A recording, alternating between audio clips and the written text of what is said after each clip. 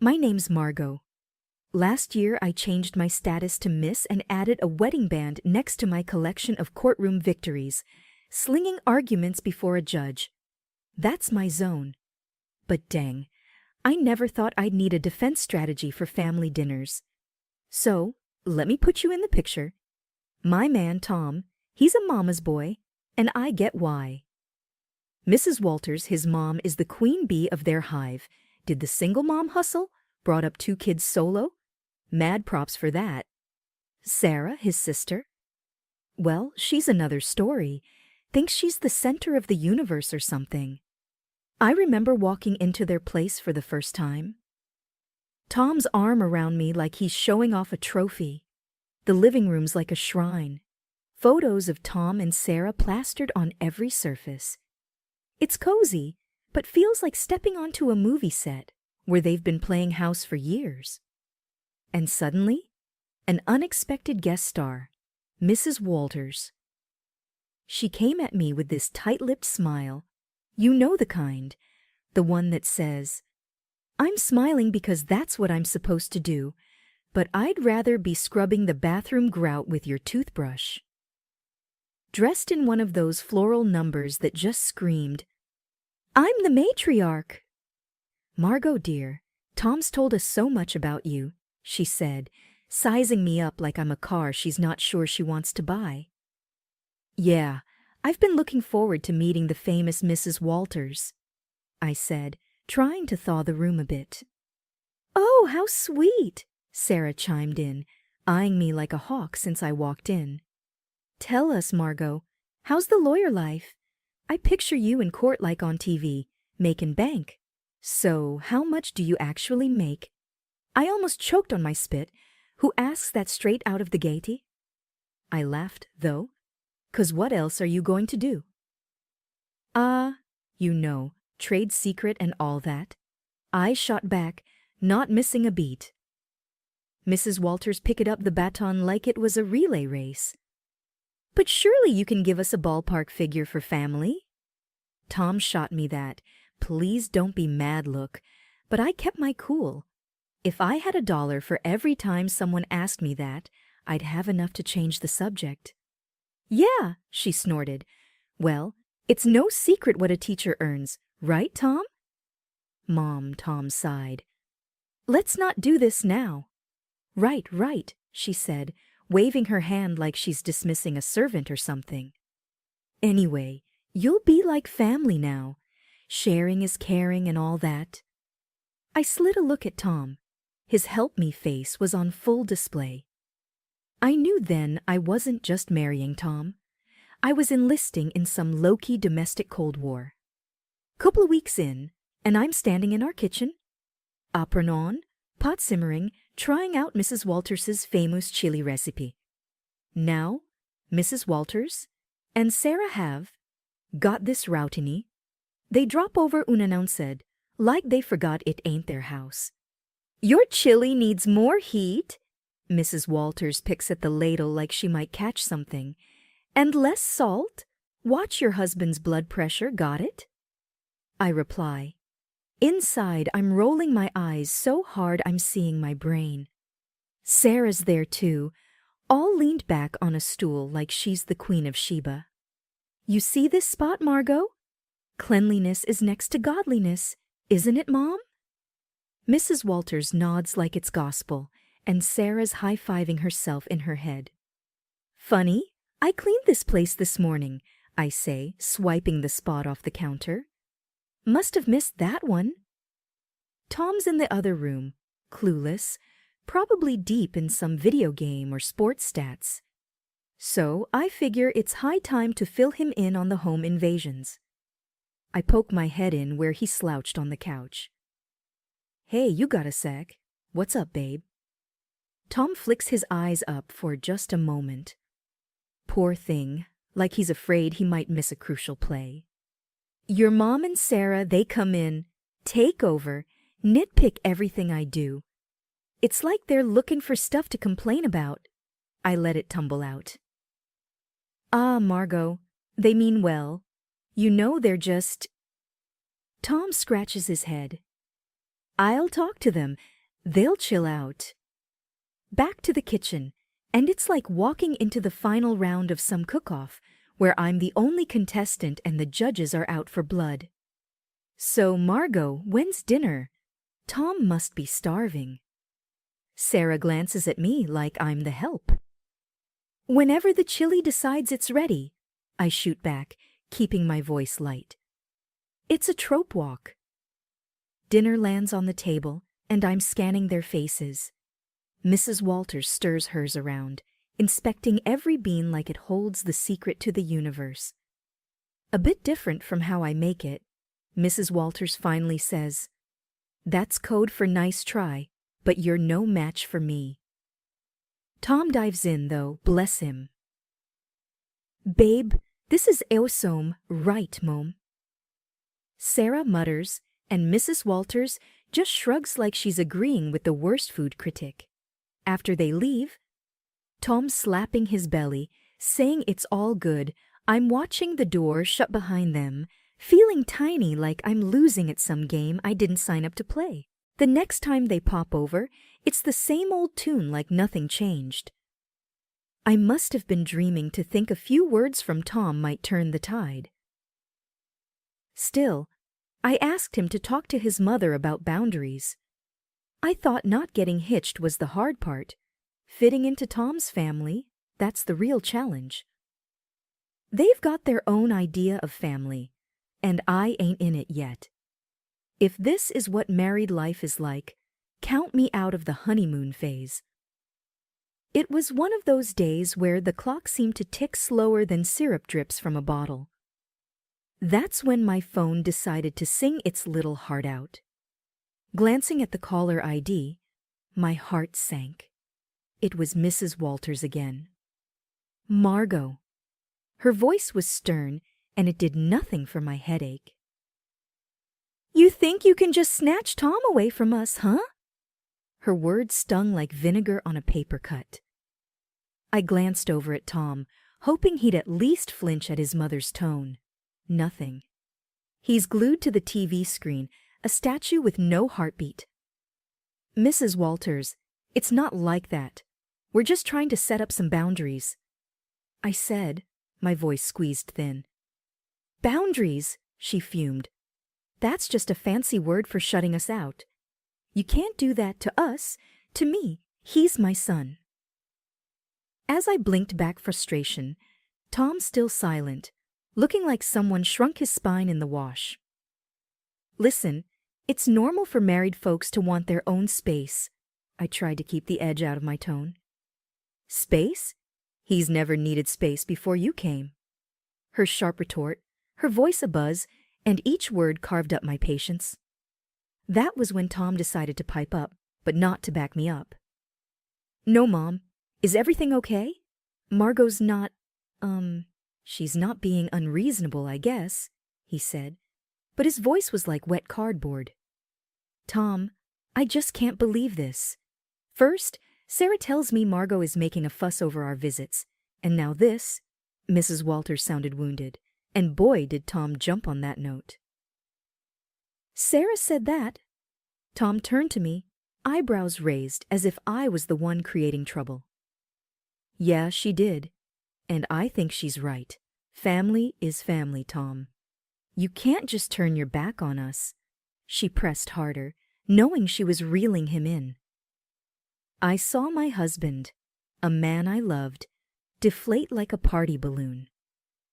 2 days after the fun, the call ended with promises of another family meeting that felt more like a summit to discuss the terms of my surrender.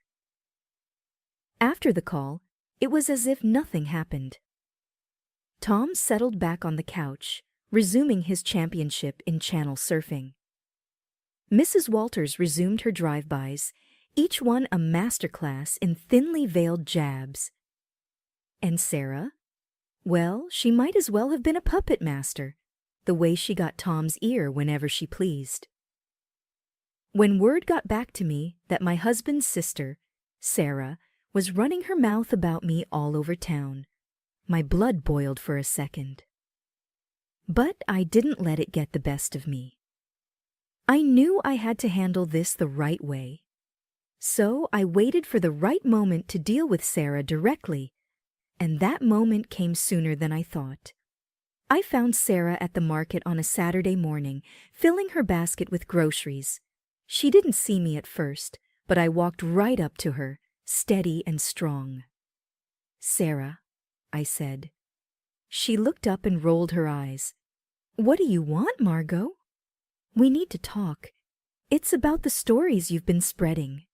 She snorted loudly, a smirk spreading across her face. "Stories? I don't know what you're talking about."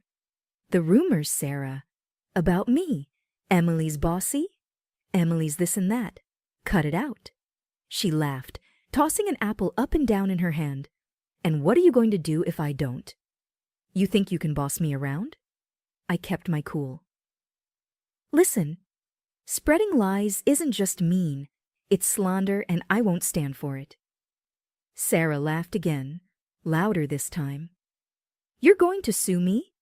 Get real, Margot. You ain't got the stomach for that. People's reputations are at stake." "I'm serious, Sarah. Keep it up. And yes, I will take legal action if I need to." The arrogance poured off her as she leaned in close. "You're in way over your head, little Miss City Lawyer, going to take me to court. This isn't a joke, Sarah.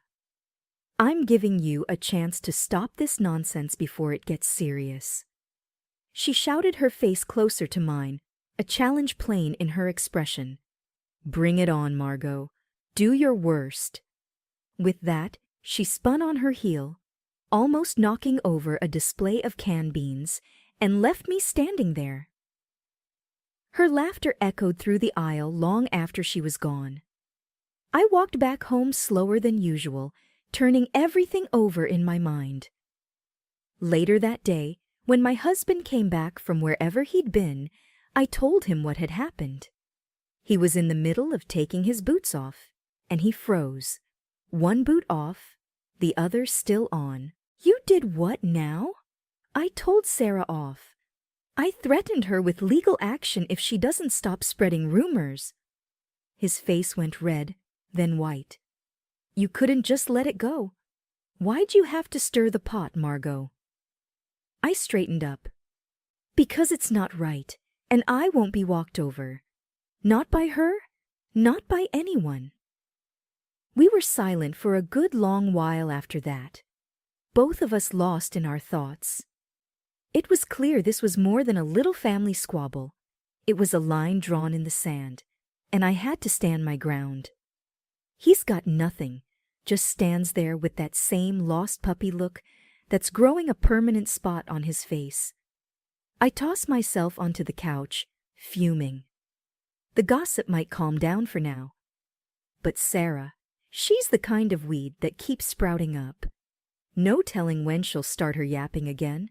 And Tom, God knows if he'll ever find the guts to stand up to them. Right now, though, I just need to cool off, figure out my next move in this messy game they're all too eager to play. The whole mess with Sarah had me weighing my options like a pros and cons list in my head. I mean, I signed up for a life with Tom, not a daily soap opera with his family.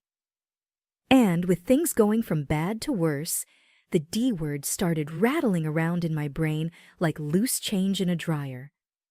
Then, as if on cue, Mrs. Walters, the town's self-appointed gossip queen and Sarah's godmother, rings me up. "Margot, dear," she chirped like a bird that spotted a worm. "We're throwing a little shindig for Sarah's engagement. It's happening at Luigi's next week. We'd love to see you there." The tone of her voice was all fake nicety, the kind that practically screams, "I dare you to show up." I'm staring at the silent phone after hanging up, thinking how this invite smells like a setup. Tom's already on edge, and now this. I couldn't help but blurt out to him, "Guess who's got plans for us next week?" He's sitting at the kitchen table, forehead creased like he's trying to iron it out with thought. "Who's scheming now?" I say flat out. Your sister's engagement party. We're invited, courtesy of Mrs. Walters. His face goes a shade paler, the crease deepening.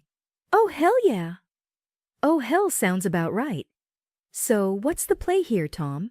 We roll over and play nice, or what? He's quiet for too long, and I'm not having it. Come on, spit it out, Tom. Finally, he looks up, his eyes all serious. Margot, it's family. I think we should go. I cross my arms, feeling the heat rise up my neck and let Sarah have a field day. I'm not their punching bag. He throws his hands up, a little too dramatic if you ask me. What do you want me to say? That's my sister Margot. I lean in, my own hands flat on the table. And I'm your wife. Or does that not count for much these days? The D word is right there on the tip of my tongue, but I bite it back hard. Tom runs his hand through his hair, making it stand up like he's just had an electric shock. Of course, it counts. Look, I'm stuck between a rock and a hard place here. I'm a heartbeat away from losing my cool. Well, guess what, sweetheart? So am I. I married you, not your constant need to please your family at my expense. Tom stands up, walks over, and takes my hands. They felt like rough grip paper, all work and worry. Margot, I love you. I do, and I hate that it's got to this. Let's not go to the party. You and me, we're a team, right? It struck me then that this was the first time in a long while he picked me over them without flinching. It felt like finding an oasis in the middle of the desert. That night, the thought of divorce quietly tucked itself away. Not gone, but sleeping. Sort of like a dog with one eye always open. But it was enough for me to catch my breath, to maybe believe that we could find some solid ground again. Luigi's was hopping when we showed up, walls throbbing with too loud laughter and clinking glasses. I spot Mrs. Walters right off, sitting queen bee style at the biggest table with that I rule the world look. There's Tom's sister Sarah, all grins like she's won the lottery, and her guy Mark, a sort of deer-in-headlights type trying to smile. His folks are with them too, stiff and awkward, like they wandered into the wrong movie theater. Mrs. Walters zeroes in on me the second we step in. Margot, she uses like, I'm a 5-year-old who's not playing nice. You'll be taking care of the bill tonight, right? To show you're one of us. I just about spit out my drink. What? Why me? The table's all ears now, and the air's thick with that, oh, this is going to be good vibe. Mrs. Walters stretches her smile. Tradition, sweetheart. The newest family member always shows their commitment. My jaw clamps shut so fast, I'm surprised I don't chip a tooth. Commitment? That sounds a whole lot like a shakedown. Everyone's perked up like they're hearing a whistle, and there she goes. Mrs. Walters puffing up like I've slapped her. Excuse me, that's uncalled for. Tom leans in, his voice barely more than a spit of sound. Just do it, Margot. It's not a big deal. A big deal? I fire back, whisper turned to a snarl. No thanks. I ain't no one's piggy bank. He's hissing now, real quiet but clear. Pay the damn bill, Margot, or we're through. I mean it. My laugh is as sharp as a snapped wire. You're not serious. He's all stone face and tight mouth. You think I'm playing? I stare him down. Divorce over this? He's all family first. Margot, I'm shaking my head. And where do I fit, huh? It's showdown time, and even Mark and his parents are watching, their faces screaming, What the hell's going on? I push back my chair and stand, letting them all get an earful. No, I ain't doing this dance, I say, voice like a hammer on steel. There's shock on their faces, some whispering, some wide-eyed. Tom's going red, white, red like a stoplight losing its mind. Mrs. Walters looks like she might choke. I walk out into the night. It's black and cool and smells like freedom. I hear the door slam behind me. My heart's doing a 100-yard dash, but it's Tom who's flown the D word, not me. The bar was nothing special, just another hole in the wall with dim lights and the smell of old beer. I had barely settled with a glass of something strong when my phone rang. It was Tom, and for a moment, I considered not answering, but I did. "Margot, listen, I'm sorry. I didn't want to say divorce." Tom's voice was rushed, apologetic before I could even think of a response. Sarah's voice blasted through. "You've ruined my engagement dinner, you selfish—" The phone must have changed hands so fast my head spun. I could practically hear the venom in her voice. In the background, I heard Mrs. Walters loud and clear.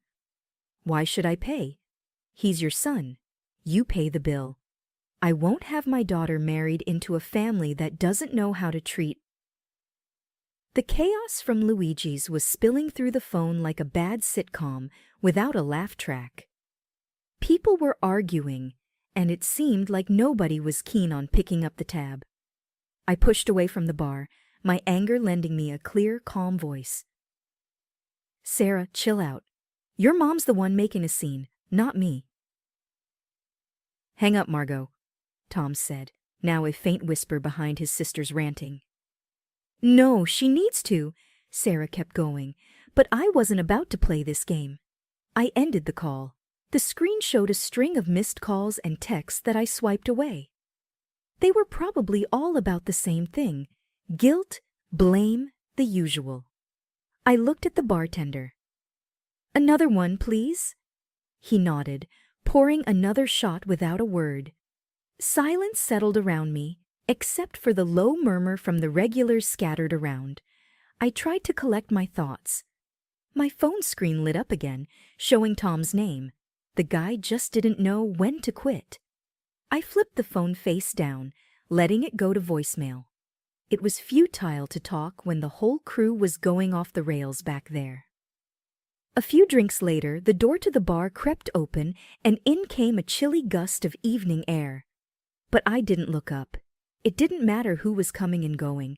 I thought about what just happened, what it all meant. Here I was sitting in a bar because my family-in-law decided I was the bank, and instead of understanding, my supposed partner turned it into an ultimatum. I finally picked up my phone and typed out a text. "Tom, we're done. Sarah can think what she wants, and your mom can deal with her own damn bill. I won't be part of this circus anymore." Just as I hit send, the phone rang again. This time, I shut it off. I was tired of the arguing, the demands, and, above all, tired of feeling like I was alone in a partnership that was supposed to have my back. When the room finally stopped spinning and my head felt a little clearer, I knew what had to happen next. It was time to start looking forward, even if I had to do it on my own. No more games, no more being the scapegoat for a family that couldn't see past their own drama. I walked out of the bar, leaving the noise and the night behind. The air was getting colder, and the city lights were starting to blur into the coming darkness. The road ahead was uncertain, but for the first time in a long while, it was mine to take. What a mess that last evening was. The whole thing at the restaurant blew up bigger than anyone thought. The groom had had it up to here with the drama and ditched the engagement right then and there. Sarah's face when he dropped that bomb? I can't even.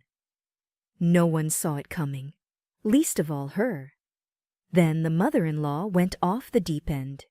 She was screaming like some banshee, causing such a scene that the groom's folks were ready to dial 911. "Disrespect," she was yelling, "no consideration."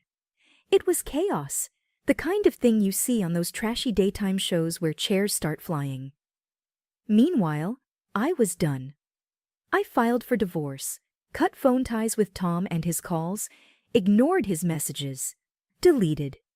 The last I heard him, his sister, my former mother-in-law from hell, they're all huddled up in the same house, probably driving each other up the wall. As for me, it felt like I'd finally stopped holding my breath after years underwater. Life's simpler now, but that evening still the talk whenever I bump into people from the old circle. It gets old, you know. So here's the update for anyone who still cares. I'm living my best, most peaceful life. I'm sitting in my usual spot at the cafe down the street from my place, the one where the coffee is strong and no one asks too many questions. The barista gives me a nod. The usual he asks, like he's asking if the sky's up. Yep, I say. That's what my days are like now. No fluff or meddling in-laws. Work's a breeze when it's just that. Work. Free time is mine to enjoy without a sight of guilt trips or obligations. I curl up on my couch, that one piece of furniture that's followed me through all the moves. The springs are shot to hell, but it fits my back just right. I flip on the TV, watching some crime show where they catch the bad guys by minute 40. The peace is what gets me, not eerie or lonely, just peace. Breathe in, breathe out. No more walking on eggshells or cleaning up family feuds. This is living. When I hit the pillow each night, it's with a sense of I did it, no pat on the back needed. I know my worth, and finally, I'm living like it. I'm eating my lunch when the phone dings, a message from a number. I don't know, probably Tom using someone else's phone to reach out. I delete it without reading. Not today, Satan, not ever. Actually, they used to say, "You'll regret this." But here I am, not a single regret in sight. The day drags out, cozy and fine, and it ends with a glass of something smooth and a book I've been meaning to read. The heroine's tough but fair, reminds me of someone I know.